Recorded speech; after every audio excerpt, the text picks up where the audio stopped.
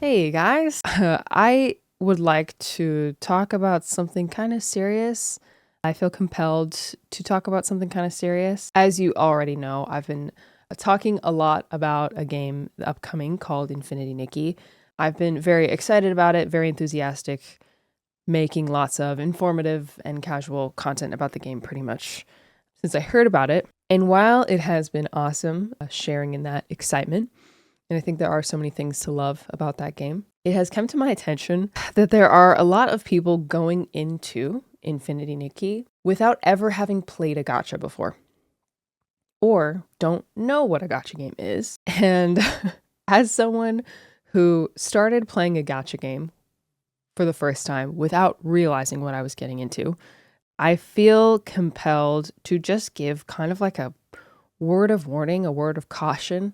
And one thing that is prompting this a lot is a comment I got on one of my YouTube videos. I'll show it here. This is absolutely not to single out, to shame this person in any way, but it made me feel just a bit of a burden to maybe say some things out loud that are clear and obvious to me, but may or may not be to someone who's watching. And I know while I have a wide range of ages in my audience, I know I do have some young people and even kids who watch with their parents. So I want to take that responsibility seriously, at least while I have the moment to do so right before a new game is about to come out. And there will be a large mix of seasoned gacha players and people who are just playing it because, it's a beautiful open world dress-up game. So first of all, those of you who have never played a gacha game before and are not really even familiar with the term, gacha is a shortened word for the word gachapon, which is basically like a claw machine mechanic, or like a slot machine, anything that gives you some sort of mystery loot box. And it always includes in-game currency spending, which you can obtain either by playing or you can obtain by spending actual money. So it has a virtual lottery effect.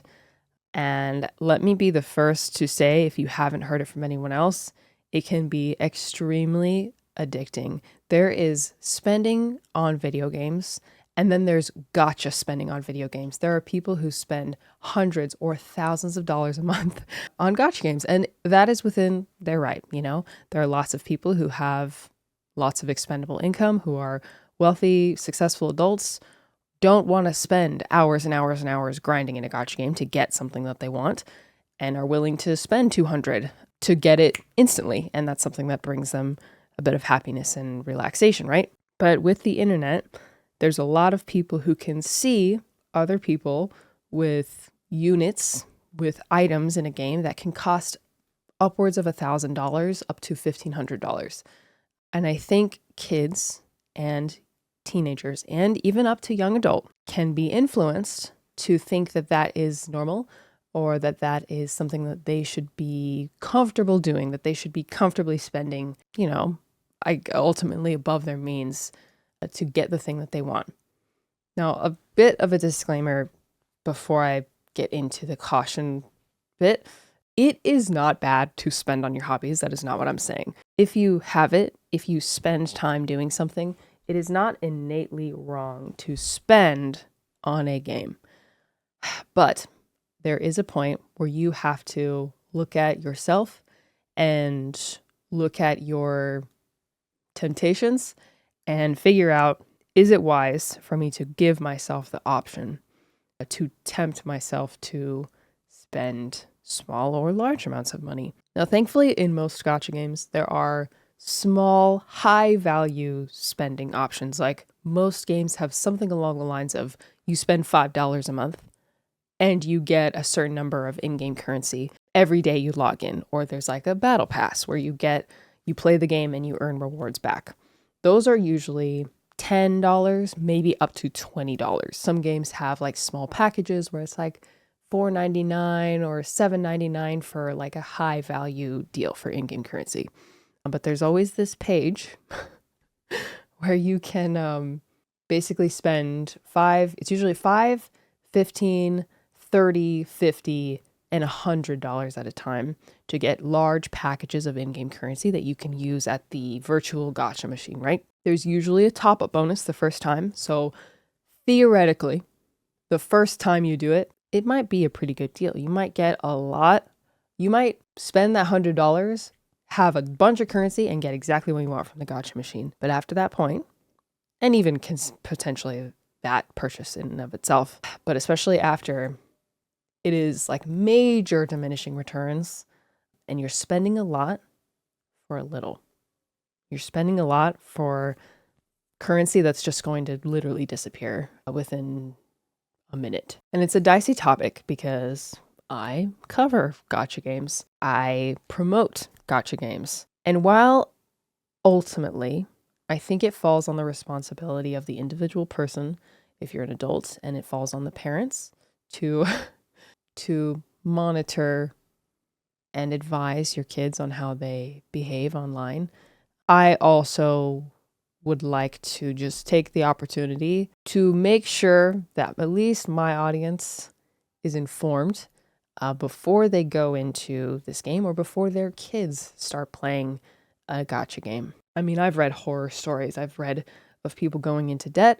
I've read people taking out mortgages on their homes. We've all seen the story of kids stealing their parents' credit cards to spend hundreds or thousands of dollars on games or games like Fortnite or gacha games. Like there's almost a gacha element in every single game these days. This is interesting. I started playing, my first gacha game was Genshin Impact in 2021, and I was 22. I was 24 when I started playing, and I didn't know it was a gacha. All I knew is it was a anime-inspired, anime-style open-world RPG with a story.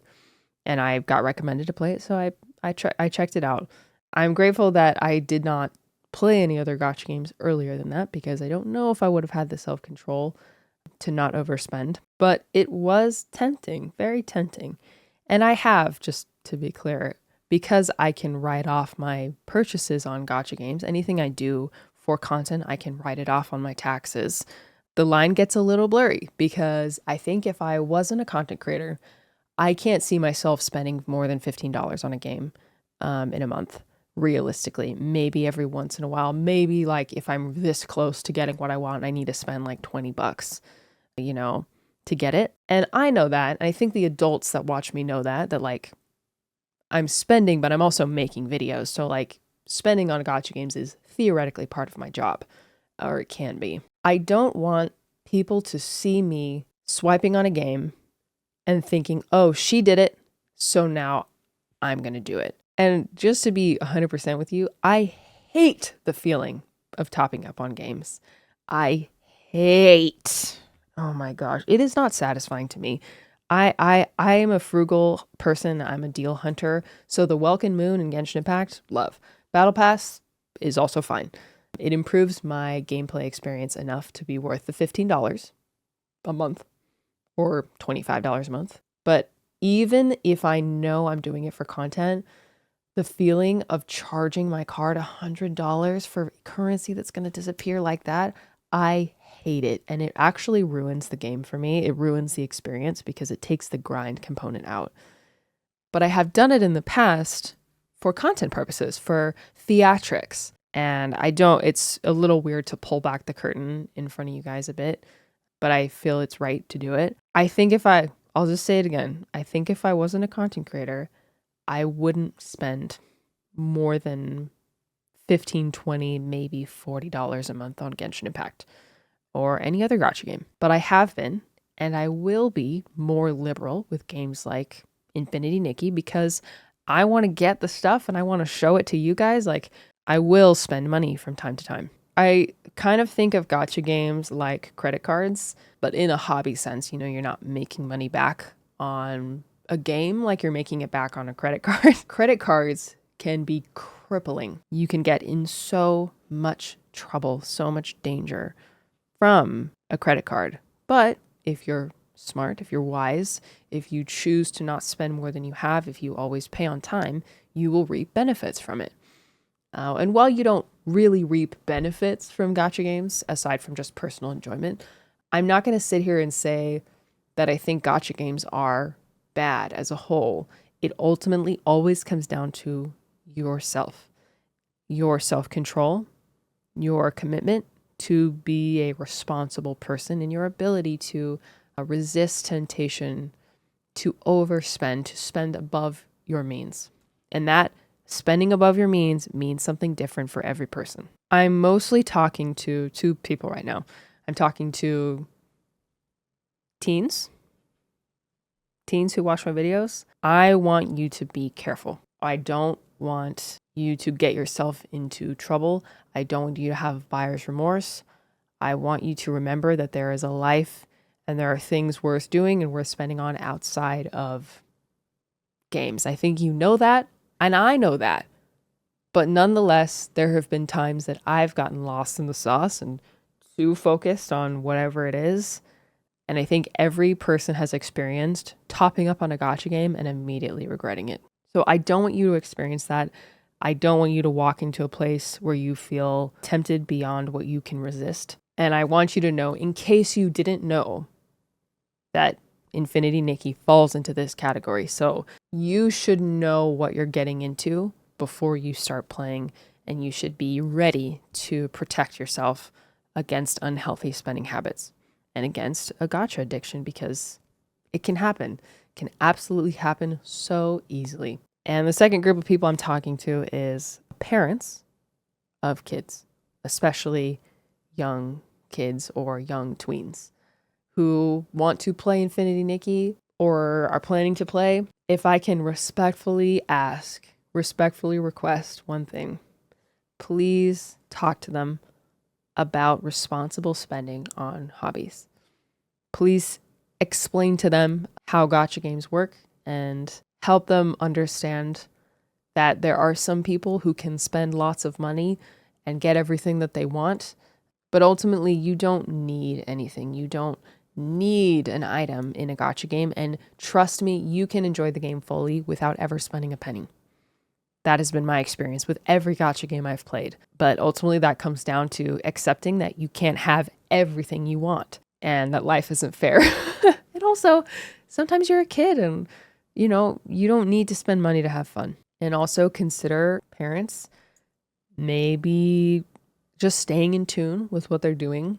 Maybe my kids shouldn't play Infinity Nikki, or maybe my kids should watch me play, or at least talk to them and have a real conversation about the dangers and the responsibility required to look a top-up page in the face and say, I'm not touching that. I don't need to touch that. I have many mixed feelings about gacha games as a gacha content creator, primarily. And while you will still see me playing gacha games, especially Nikki, you will see me topping up on games, I'm sure. I need you to know what's going on in my brain when that's happening. Even if it ruins the immersion a little bit for you, I need you to know that I'm doing it for theatrics. I'm doing it for content. And if I was just alone in my room, there's no way I would buy a pack of Genesis crystals or a pack of Resonite, whatever the heck it's going to be called. It's part of the job. And I want you to protect yourself. And I want you to be shielded as you are starting a new game and new temptations will arise. So in summary, please spend responsibly. If you are going to spend, please know what you're getting into and really sit with yourself and decide if it's the right thing. And if you can be a responsible player and a responsible spender. Yeah, okay, I think that's it.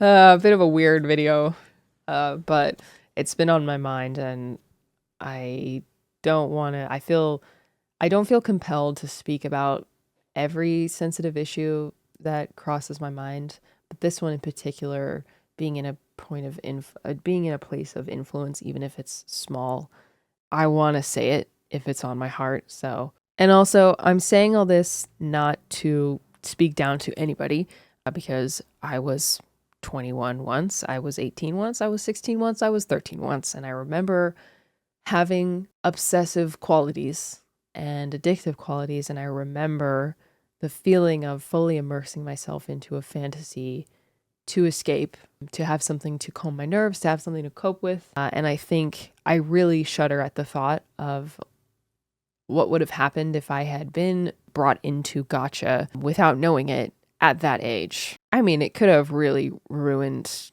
not my whole life, but it certainly could have gotten me into trouble. And I think it would be a lot harder to be resistant now if I had a past of being an unwise spender. So there's a lot of facets to this. There's probably other things that I could add here. And if you have something to share, please do feel free to share in the comments. You won't see videos like this from me very often, but while it's on my mind and while we're on the cusp of, I think, a lot of people starting to play a gacha game for the first time, maybe not even knowing what that means, I feel that it's good and right to take the opportunity to talk to you just person to person about it. Yeah, so spend responsibly, please, for myself and for you. And if you are playing Infinity Nikki, I will see you on the 4th evening for me. I'll be live streaming it, and I'll be putting probably a bunch of YouTube videos up. But if you want to ring in the game when it drops, I'll be live at least at 6 p.m. Pacific time on December 4th. And I'm gonna dress up. I'm gonna dress up all cute for it. This is why I struggle, and I'm not gonna condemn gacha games as a whole, because I think there is so much to love and so many great qualities that Infinity Nikki has. I think it really celebrates girlhood. And for a game to be this high quality, to be this confident on release, to be a game that's so oriented toward girls, I think that that's wonderful. The gacha component is kind of just like an asterisk on that, and it's really up to each person. So, okay, I'm gonna shut up now. I think I made my point. Have a wonderful day, and I'll see you soon. Bye bye.